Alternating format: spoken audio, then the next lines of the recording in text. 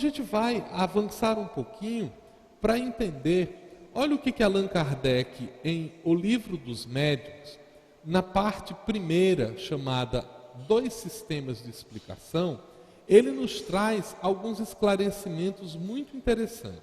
Olha o que ele diz. Não inventamos nem imaginamos o perispírito para explicar os fenômenos. Sua existência nos foi revelada pelos espíritos e a experiência nolo confirmou. Apoia-se também no estudo da sensação dos espíritos e, sobretudo, no fenômeno das aparições tangíveis, fenômeno que, de conformidade com a opinião que estamos apreciando, implicaria a solidificação e a desagregação das partes constitutivas da alma e, pois, a sua desorganização. Fora mister, além disso, admitir-se que esta matéria, que pode ser percebida pelos nossos sentidos, é ela própria o princípio inteligente, o que não nos parece mais racional do que confundir o corpo com a alma, ou confundir a roupa com o corpo. Quanto à natureza íntima da alma, essa desconhecemo-la. Quando se diz que a alma é imaterial, deve-se entendê-lo em sentido relativo, não em sentido absoluto. Por isso que a imaterialidade absoluta seria o nada. Ora, a alma e o espírito são alguma coisa. Qualificando-a de imaterial, quer dizer-se que sua essência é de tal modo superior que nenhuma analogia tem com o que chamamos matéria e que, assim, para nós, ela é imaterial.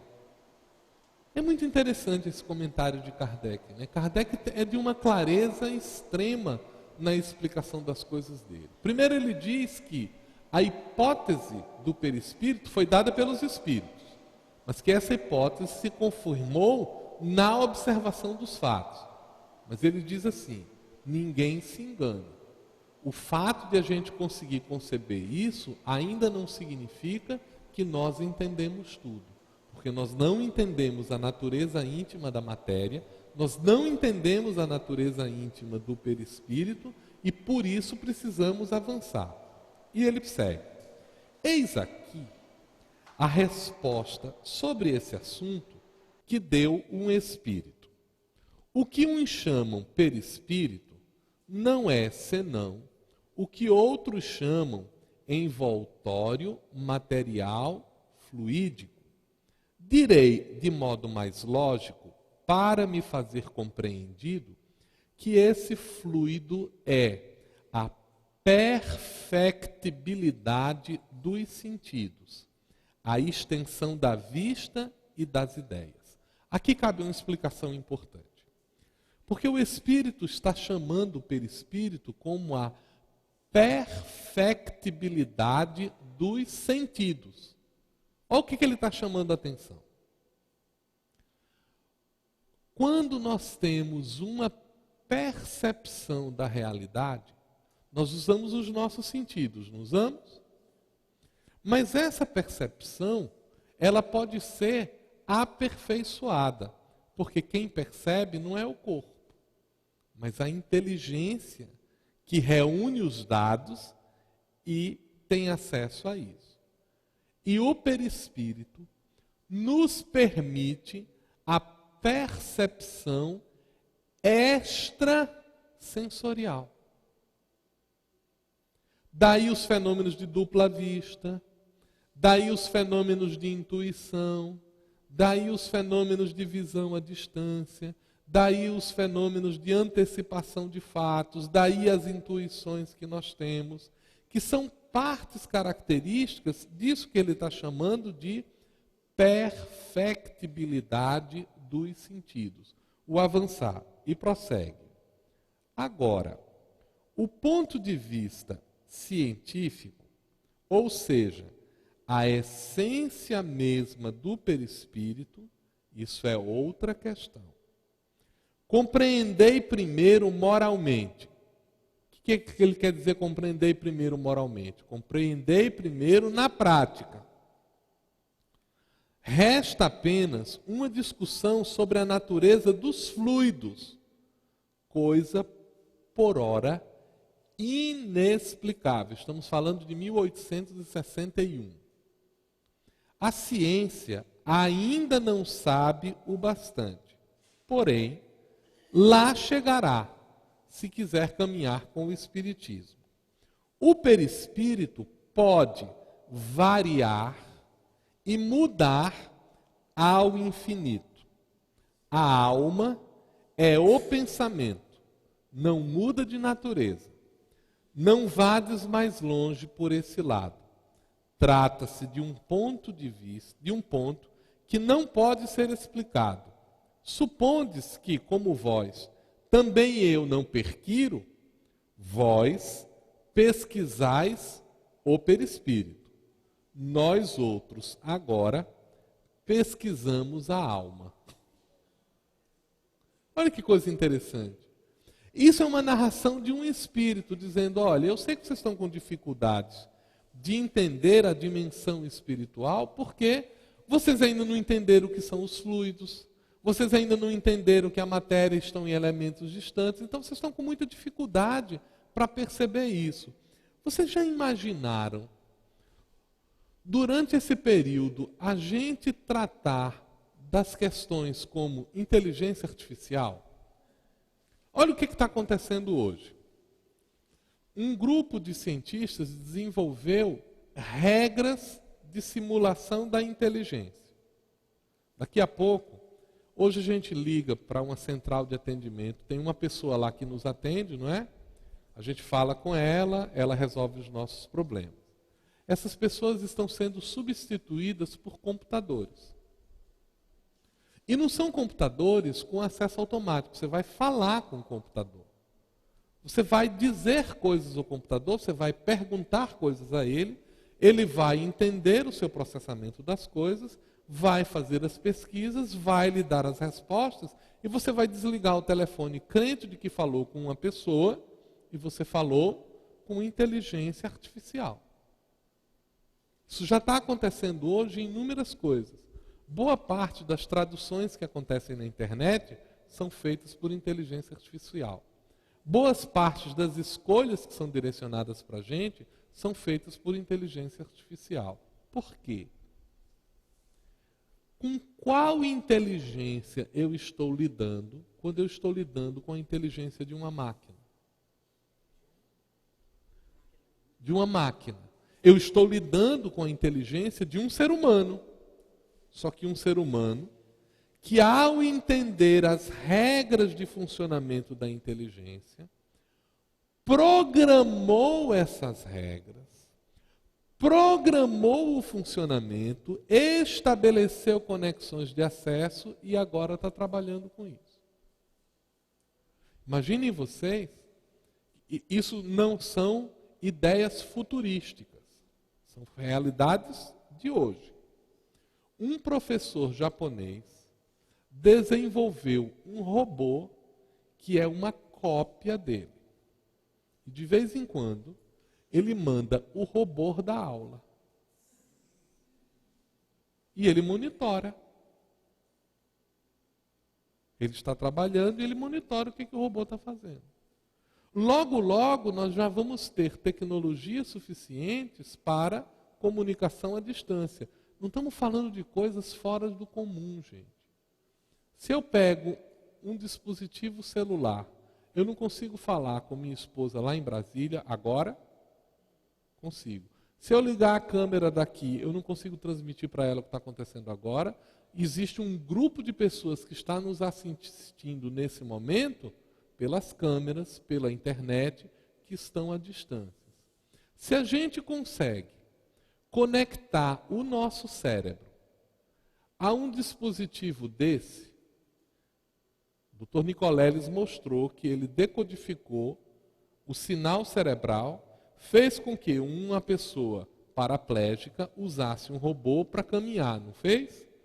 Há alguns anos atrás, ele fez com que uma macaca no Japão movimentasse, uma macaca nos Estados Unidos, na Universidade de Duke, movimentasse um robô em Tóquio, no Japão. Como? Transmitindo sinais cerebrais.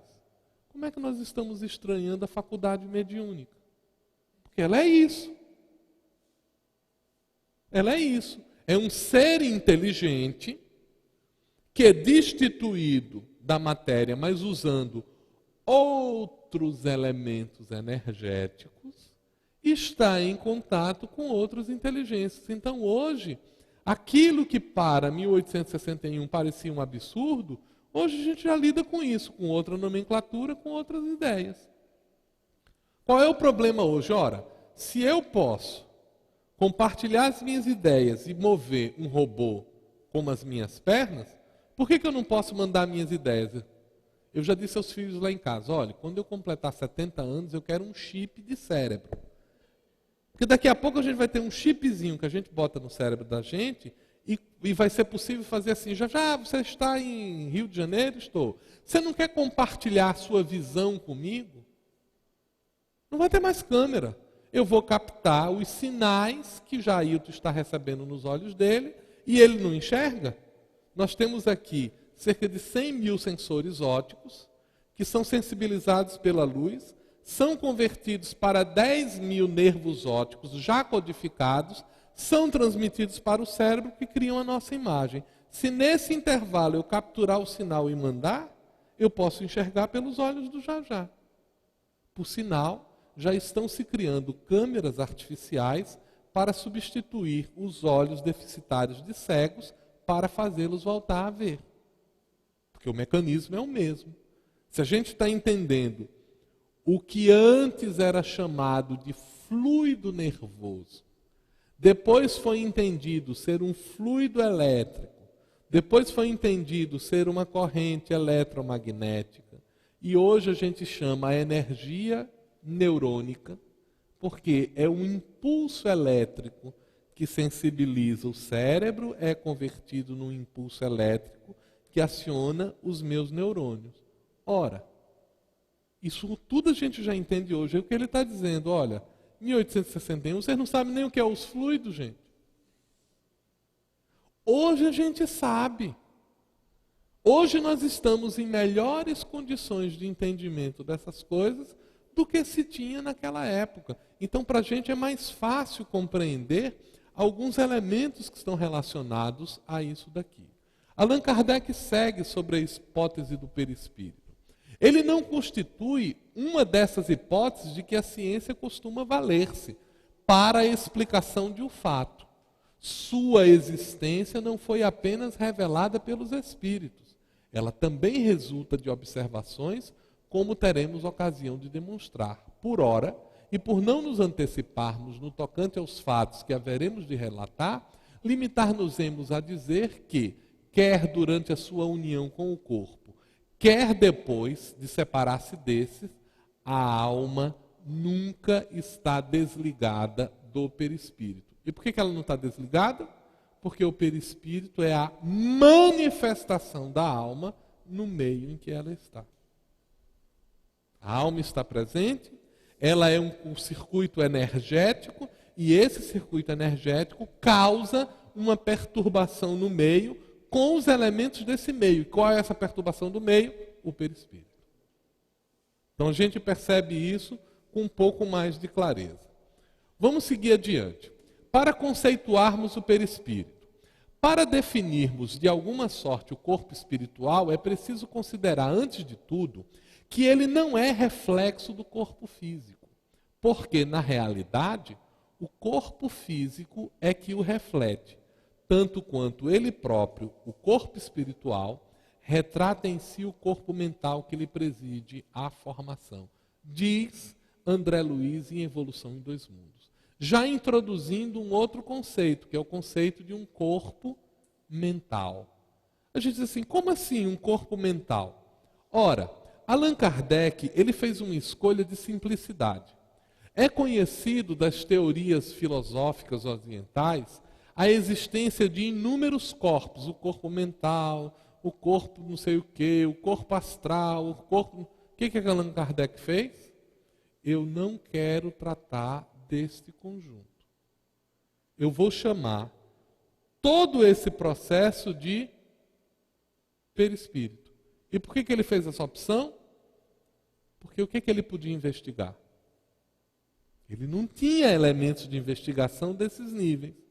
Então ele preferiu fazer o seguinte: como todo bom cientista, eu vou considerar um termo para um fenômeno e vou esperar que o tempo esclareça o que está acontecendo. Foi o que ele fez.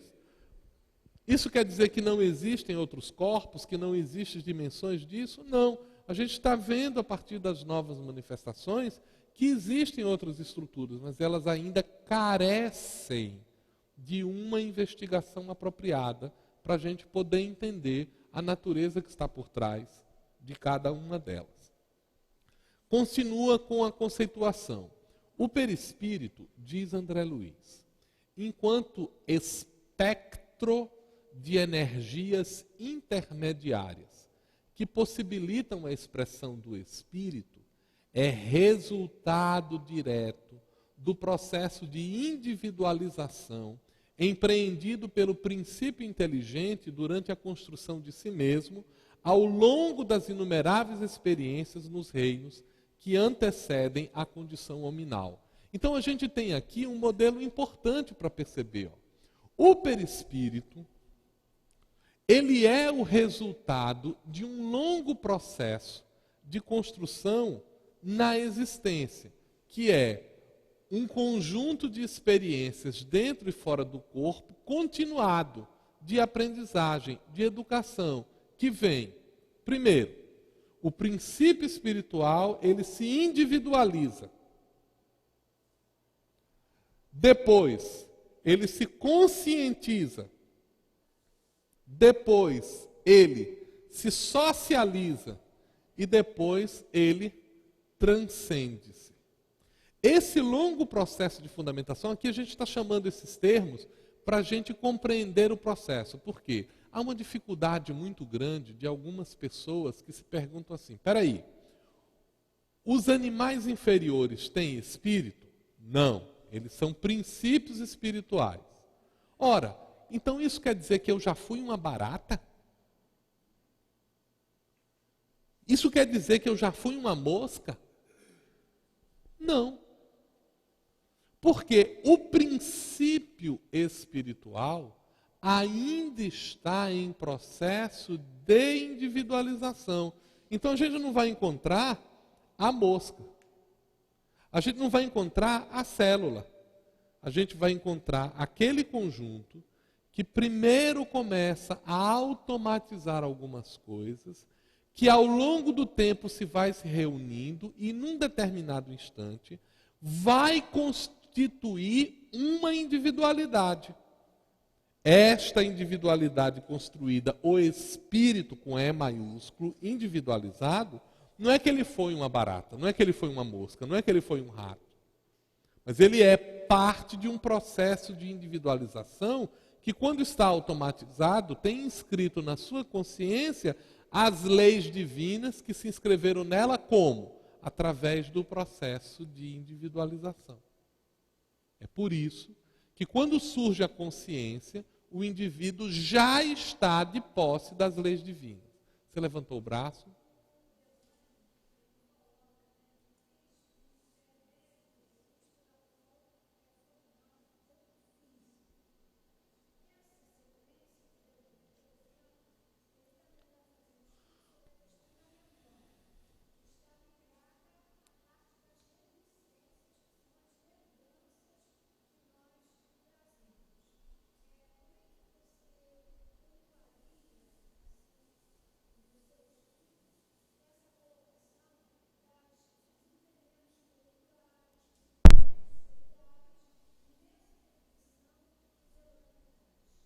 A companheira pergunta, para o pessoal da internet nos acompanhar, que um aspecto que Delaine destaca em O Espiritismo perante a Ciência ao estudar o perispírito é as aquisições da memória, porque Delano defende a ideia de que o perispírito é um dos elementos da memória que vão se aglutinando ao longo do tempo com isso. Então ela pergunta como é que nós vemos isso dentro do estudo.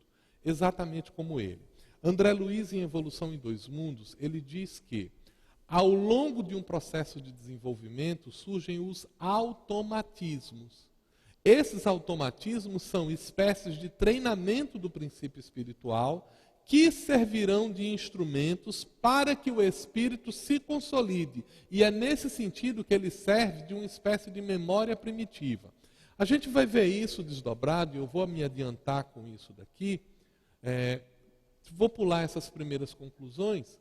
Isso aqui a gente já discutiu em alguns elementos. Aqui, ó, os estágios evolutivos em André Luiz. Eu queria chamar a atenção disso porque a gente vai começar a observar esses pontos. Olha o que ele diz.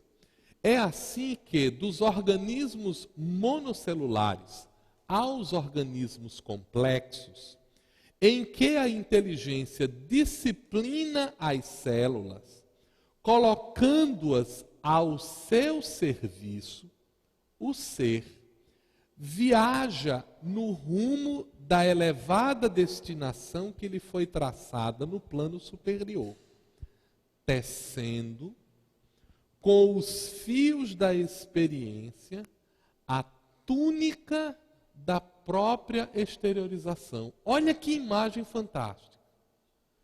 O ser vai tecendo com os fios da experiência a túnica da própria exteriorização, segundo o molde mental que traz consigo, dentro das leis de ação, reação e renovação, em que mecaniza as próprias aquisições, desde o estímulo nervoso à defesa imunológica, construindo o centro coronário no próprio cérebro, através da reflexão automática de sensações, impressões, em milhões e milhões de anos, pelo qual, com os demais centros energéticos do mundo íntimo,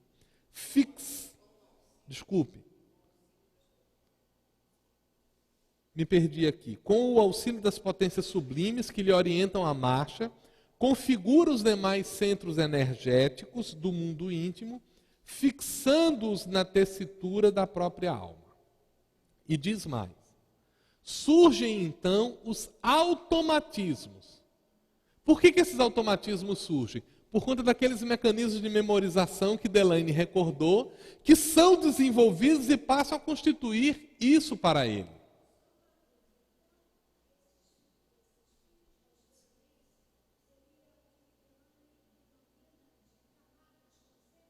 São aquilo que Delane comenta como as camadas. Só que, ao invés de a gente ter uma constituição do perispírito formado, ele está tecendo isso. A expressão de André Luiz é maravilhosa, porque ele diz assim, ele está tecendo com os fios da experiência as tessituras de sua experiência.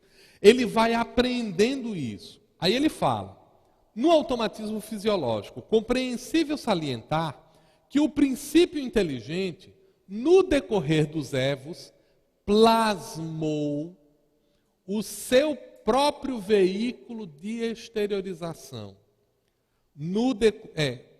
As conquistas que lhe alicerçariam o crescimento para maiores afirmações nos horizontes evolutivos.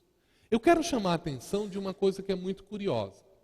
Esse texto de André Luiz é de 1958.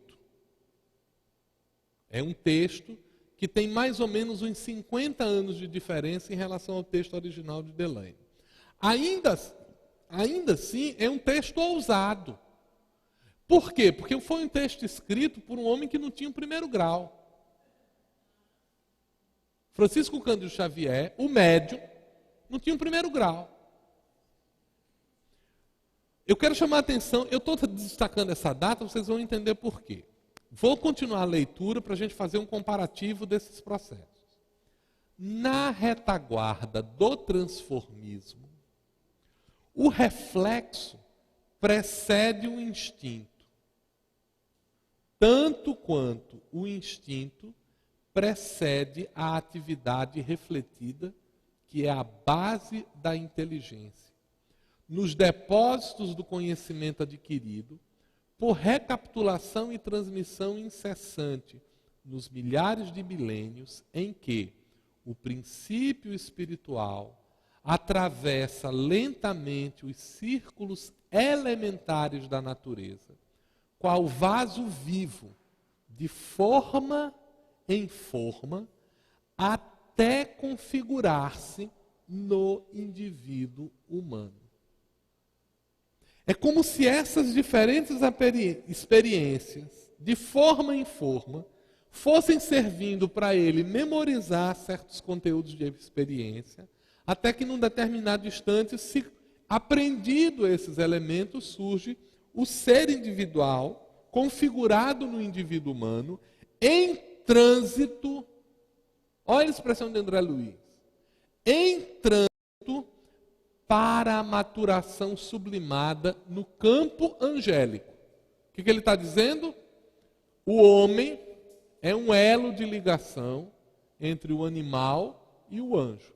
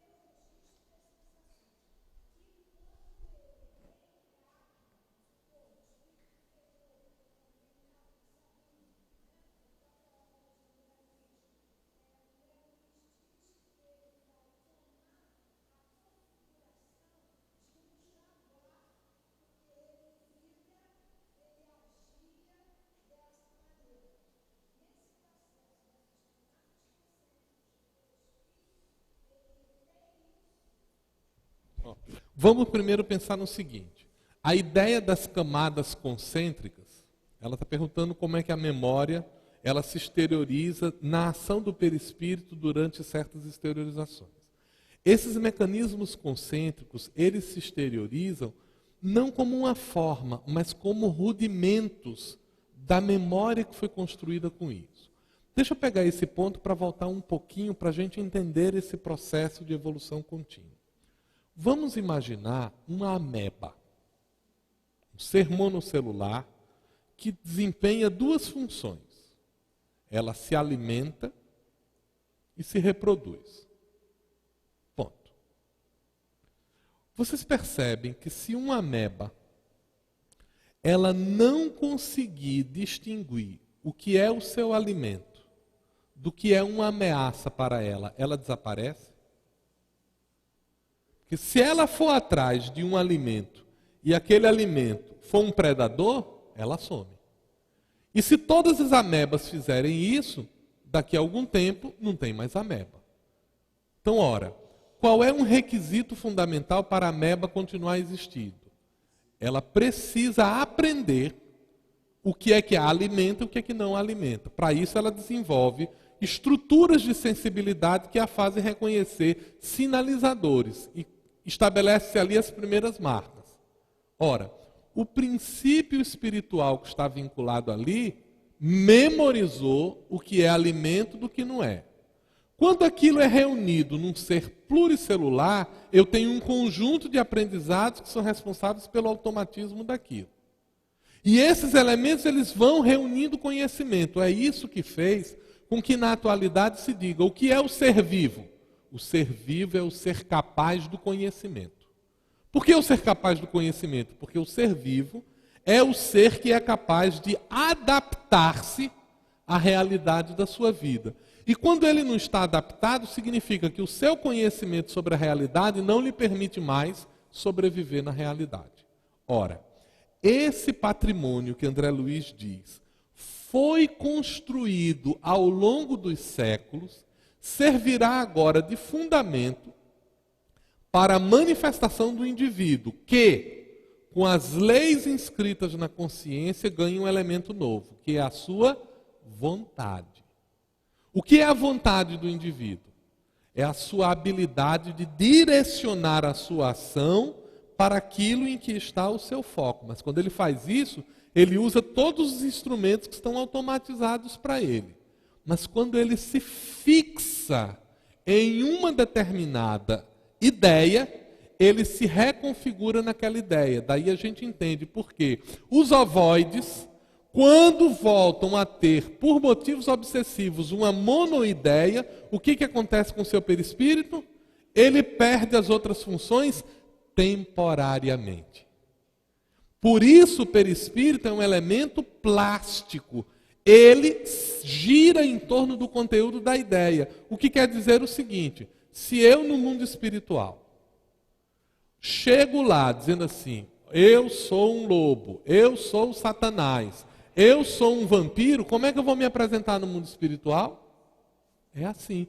Por isso muitos médiuns têm essa sensação. Olha que coisa interessante. Uma vez nós estávamos numa reunião mediúnica e aproximou-se uma entidade tenebrosa. O espírito aproximou-se da reunião para meter medo nos médiuns.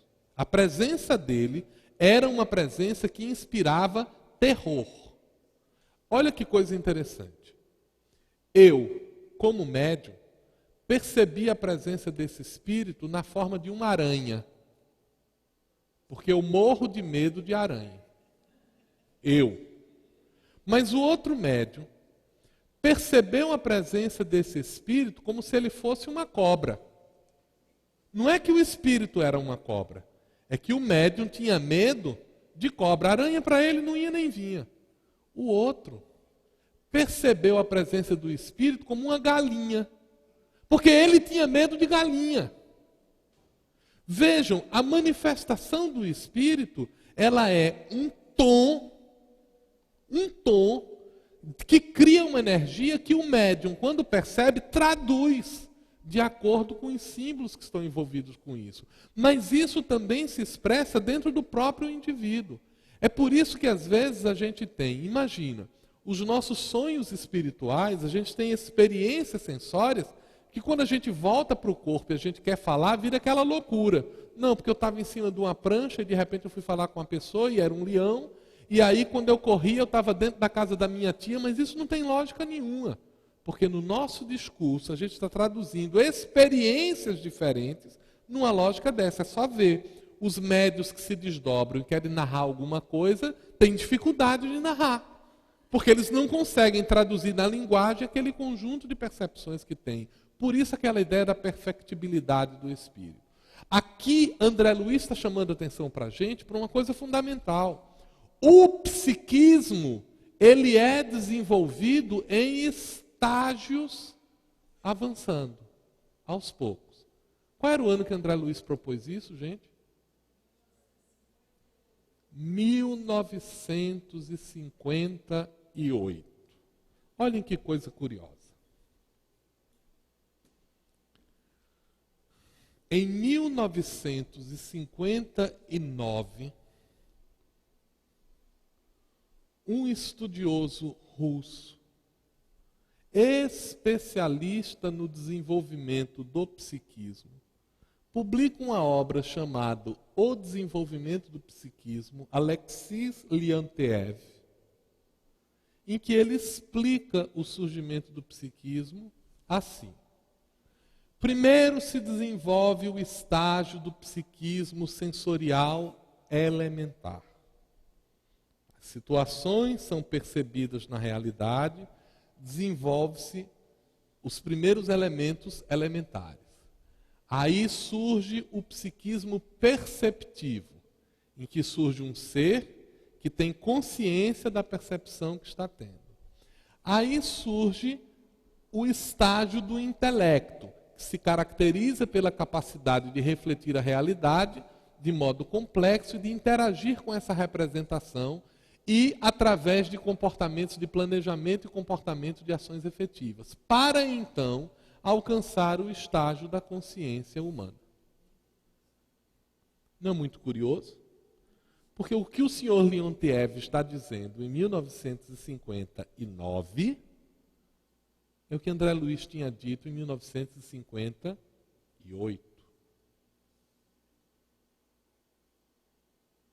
Não é significativo isso? Vejam, só abrindo um parêntese, existe um mar de considerações sobre a obra de Francisco Cândido Xavier que nós, os espíritas, deveríamos ter vergonha e nos dedicarmos a estudar com mais atenção. Porque foi um repositório de conhecimento imenso que às vezes a gente, por não observar a data, hoje a gente lê e diz assim, isso aqui é óbvio. É óbvio hoje. Quando foi escrito, isso era um absurdo.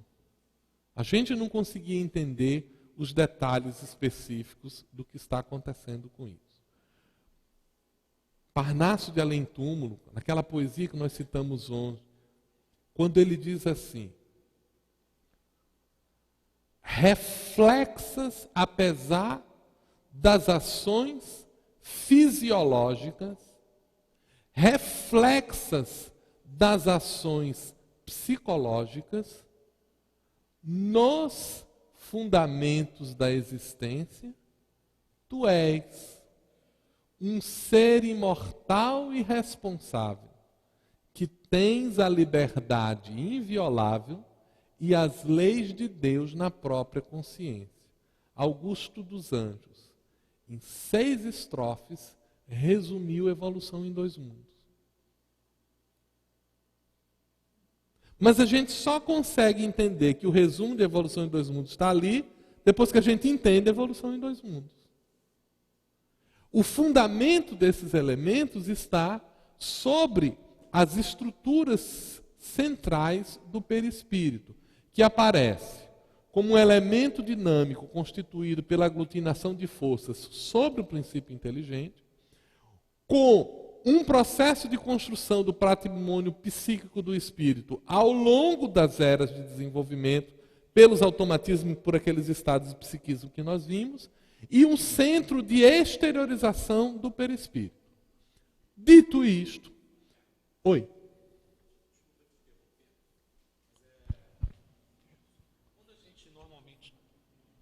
Oba, agora a gente consegue ouvir pela internet também. Tá bom. Faltam 10 minutos. Eu nem abri para perguntas.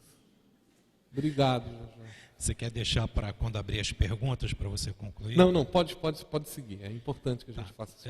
Normalmente, quando a gente está estudando, né, eu acho que dois slides anteriores, você mostra para a gente um processo evolutivo, que é do princípio inteligente e da matéria, que vai naquele caminho que você mostra ali, a individualização do princípio inteligente no espírito e a individualização da matéria no corpo físico. Eu posso entender, então, que a construção do perispírito ocorre nesse mesmo processo junto. Sim. Porque a gente não ouve ou não lê isso de forma muito clara. Sim. Então, a gente pode ser levado a entender que o perispírito aparece, entre aspas, no momento a partir da individualização dessas duas entidades. Para a gente ser bem preciso com isso, à medida em que o princípio inteligente ele vai estagiando nas diferentes formas, André Luiz diz assim, de forma em forma, aprimorando os elementos e construindo-se. À medida em que essa inteligência ela se consolida, ela vai se expressando. Deixa eu dar um exemplo disso, que acho que fica um pouco mais claro. O Dr. Carl Sagan, numa obra chamada Os Dragões do Éden, ele narra a experiência de um casal norte-americano que fez experimentos com chimpanzés. A primeira ideia deles foi criar um bebê chimpanzé como um bebê humano. O que eles esperavam?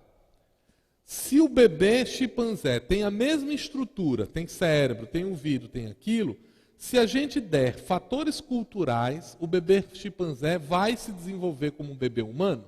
Eles fizeram o experimento.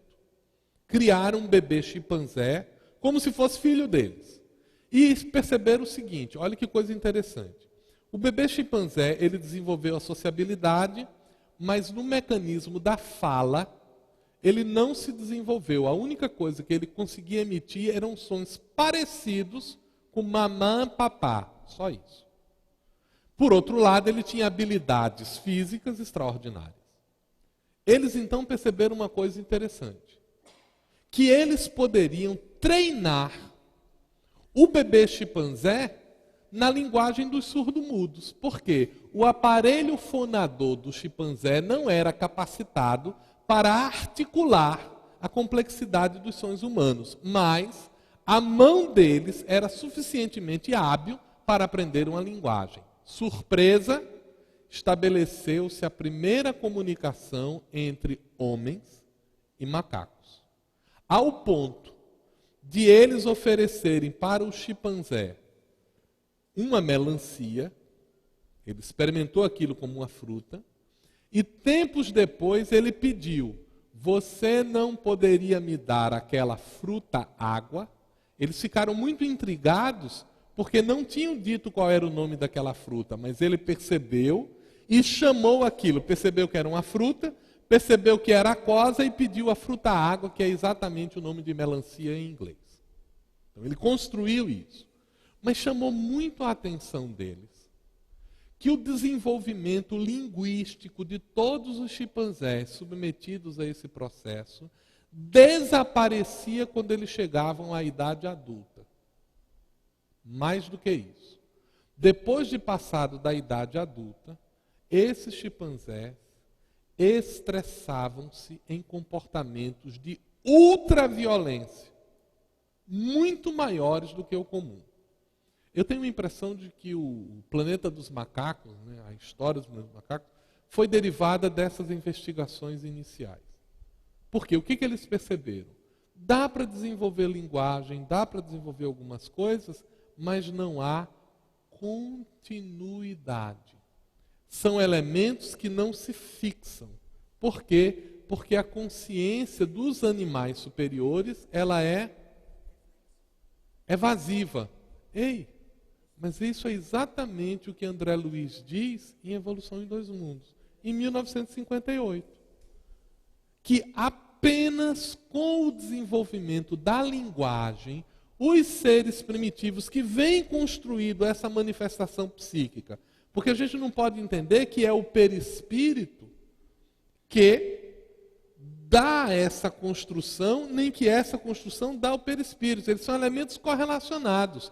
O campo mental cria essa perturbação e quando o espírito é senhor desse processo, é ele que imprime isso ao corpo. Então, quando surge a consciência, a individualidade, a formação perispiritual, ela se consolida. E a partir daí, o que é que ela ganha?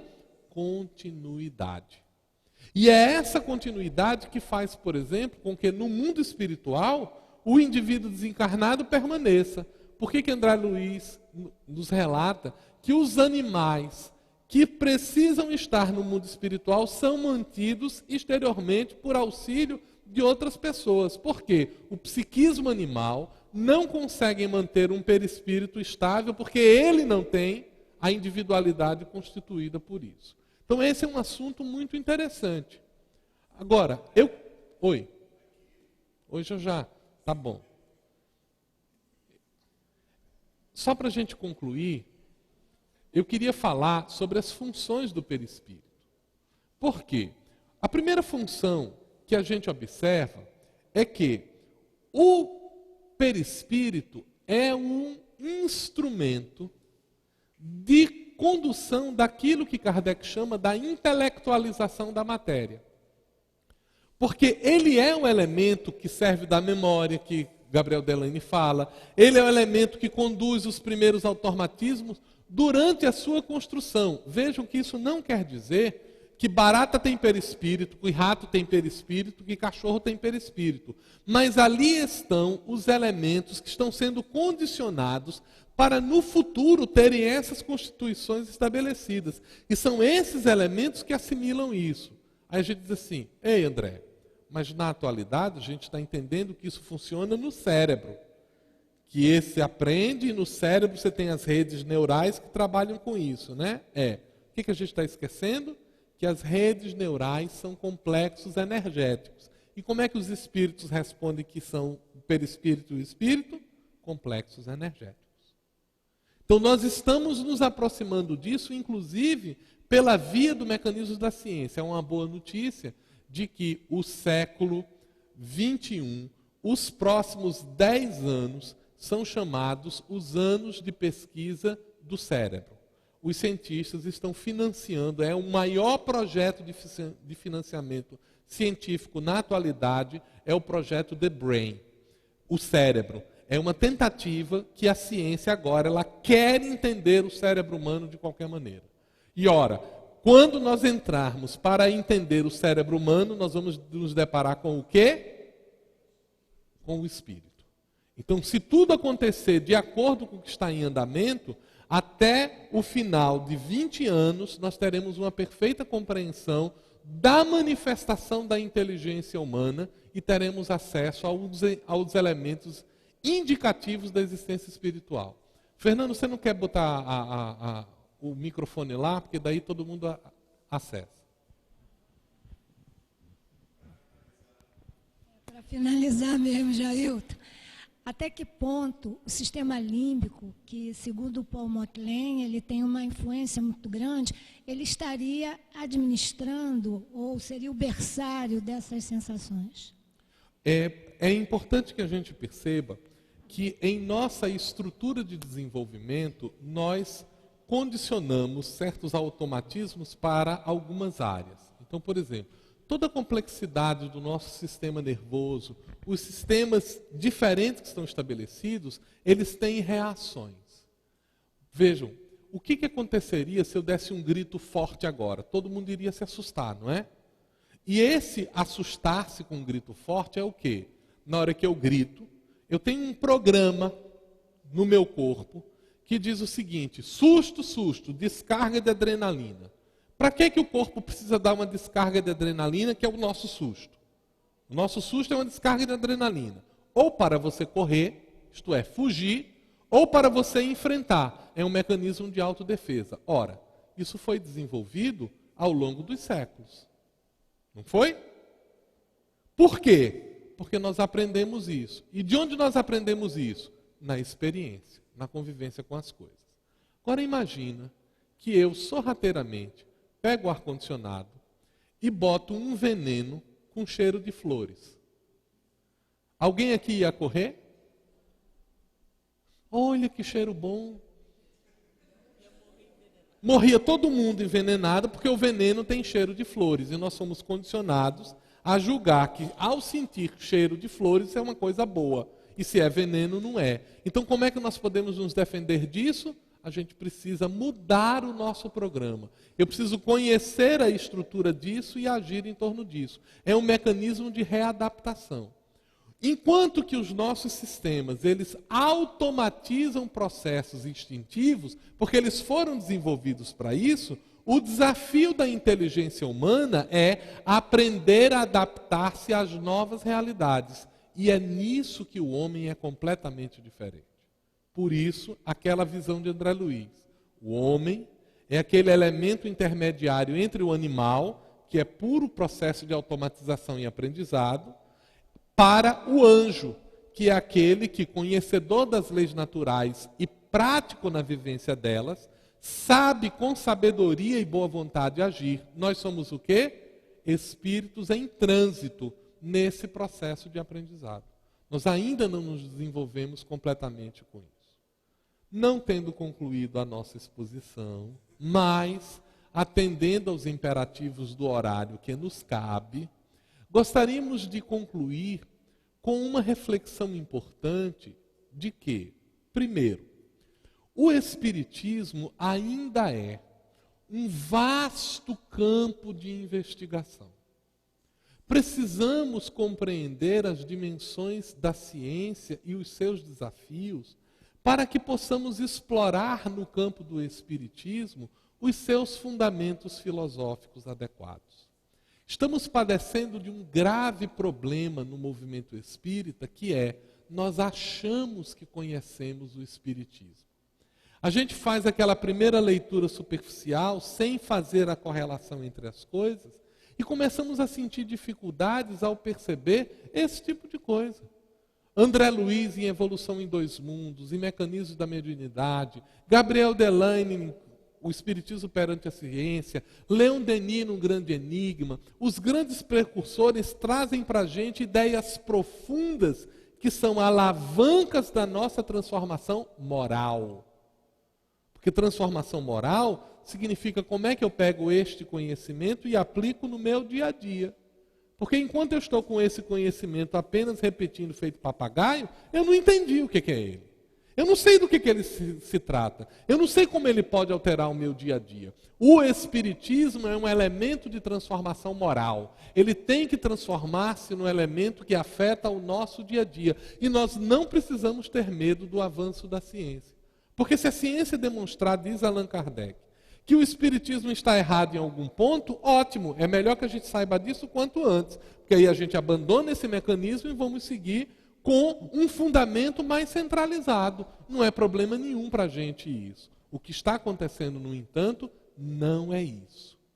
O conhecimento do Espiritismo tem nos permitido entender mecanismos sofisticados da atualidade e, à medida em que a ciência avança, que demonstra suas estruturas, nós estamos nos aproximando do conhecimento da ciência. Vou lhe citar um exemplo recente. O Dr. Daniel Daen, um pesquisador francês que investiga a consciência, começou uma investigação porque achava que a consciência era um fenômeno físico do cérebro. Ele achava que nós ganhávamos consciência das coisas por um mecanismo assim. Quando eu vejo, não é a luz que chega no meu olho, o olho dispara o mecanismo que alcança o cérebro. Aí eu começo o processo de percepção da visão. Quando isso pega, ele vai até um sistema específico que representa o conhecimento de maneira linguística para que eu possa reconhecer a estrutura da linguagem. Então ele esperava que este caminho pudesse ser mapeado no cérebro. Utilizou um instrumento especial de investigação que mapeia isso, as áreas do cérebro que se acendem. Porque ele entendia um elemento mecânico. O estímulo acende, acende, acende e acende, criando uma cadeia para isso. Qual foi a surpresa dele? Quando ele percebeu que as assinaturas da consciência, isto é, o modo pelo qual se reconhece que um cérebro está consciente, não é assim. Vem o elemento de visão e antes que o sinal chegue na área que identifica, ela já se ilumina. Aí ele perguntou, se o estímulo ainda não chegou, como é que ela se ilumina? Qual é a resposta que nós temos para dar? O cérebro é instrumento, doutor. O cérebro é instrumento. As pesquisas na atualidade sobre o cérebro como um holograma, elementos que se coordenam sem que tenha um agente comum de trabalho para isso, começam a voltar de novo para algumas investigações sobre elementos extrafísicos, que são ditos por conta das nossas deficiências para isso, como elementos quânticos, como elementos entrelaçados, como elementos de sofisticação que o tempo nos responderá. Por ora, estamos diante de um desafio de conhecimento como sempre estivemos, mas o conhecimento e a vivência nos permitirá avançar. Queira Deus, saibamos aproveitar a oportunidade. Queiram vocês que o dia tenha sido proveitoso. Muito obrigado.